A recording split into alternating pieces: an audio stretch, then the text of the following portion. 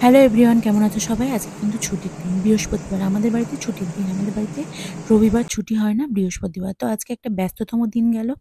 কিন্তু রান্নার ব্যস্ততা আজকে কিন্তু একেবারেই নয়। শ্বশুরমশাই সকালবেলা বাজারে চলে গেছিল। বাজার-টাজার করে এনেছে। তারপরে দেখুন এখানে আমি রান্নাবান্না বসিয়ে দিচ্ছি। আমাদের হেল্পিং হ্যান্ড যেহেতু ৩ দিন ছুটি নিয়েছে, সেইজন্য তার মেয়ের বিয়ে।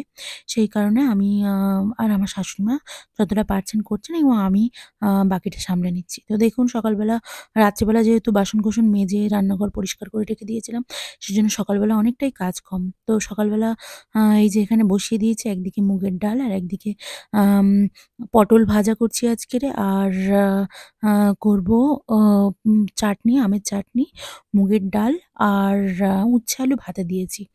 তো এখানে দেখুন ১ম এ ভাতটা বসিয়ে দিয়েছি, ভাতটা হচ্ছে। তারপর শ্বশুরমশাই বাজারঘাট করে নিয়ে চলে এসেছে। কালকেরের বাজারঘাট, আজকের বাজারঘাট এবং সমস্ত মুদিখানা বাজার আজকেরই সব করে নিয়ে চলে এসেছে। তো এগুলো ভালো করে তুলে রেখে দিলাম।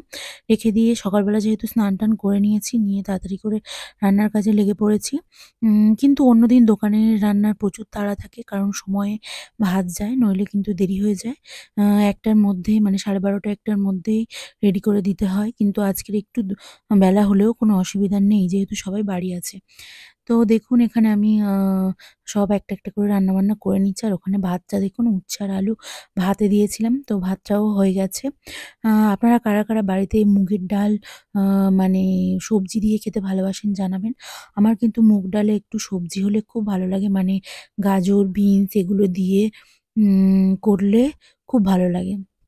তো ডালের মধ্যে সবজি দিয়ে খেতে কিন্তু খুবই ভালো লাগে। একবার করে খেয়ে দেখবেন, এটাকে আপনারা সবজি ডাল বলে থাকেন। তো এখানে আমি হলুদটা জলের মধ্যে একটু গুলে নিচ্ছি। আমি এভাবেই যখন ডাল করি তখন একটা জলের মধ্যে অল্প একটু হলুদ দিয়ে গুলে নিয়ে তারপরে নুন দিয়ে দিয়েছি।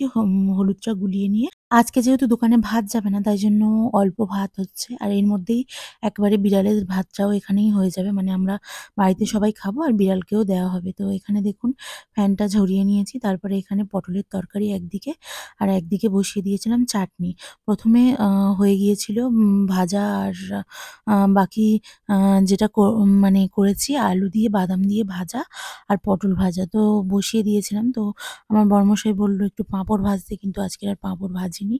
যেহেতু অনেক বেলা হয়ে গিয়েছিল সেই কারণে।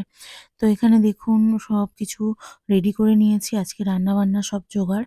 কিন্তু বাইরে বৃষ্টি হচ্ছিল আজকেরে। যতই বৃষ্টি হচ্ছিল কিন্তু ঘরের মধ্যে ততটাই বেশি গরম। কেন জানি না খুব গরম লাগছিল। তো একটু নিজেকে ভিডিও করে নিলাম।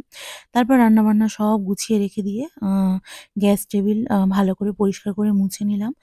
এবং যে বাসনগুলো মানে কড়া, খুন্তি বাকি যেসব বাসনগুলো রান্না-বান্না করে ইয়ে হয়েছে, মানে নোংরা হয়েছে, সেগুলোকে আবার আমি ভালো করে মেজে ঘষে গুছিয়ে গাছিয়ে রেখে দিলাম। এবং সন্ধ্যেবেলা মানে হবে ঢেঁড়সের তরকারি। তো ঢেঁড়সের তরকারি ঢেঁড়স আলুটা আ ও কেটে নিয়েছে। তো তারপরে এখানে আ আমি একটু রান্নাঘরটা মুছিয়ে পরিষ্কার-টরিষ্কার করে নিয়ে ভাবলাম একেবারে তারপরে যাবো। কিন্তু আবার খাওয়ার সময় আবার আসবো। তো যেহেতু একটু তাড়াতাড়ি আবার হয়ে গিয়েছিল, তো বেলা করে সবাই আসবে। আর ওই যে জানলাগুলো দেখছেন, এখানে কিন্তু তো হয়ে গেছে আজকে রান্না-বান্না। টাটা সবাইকে।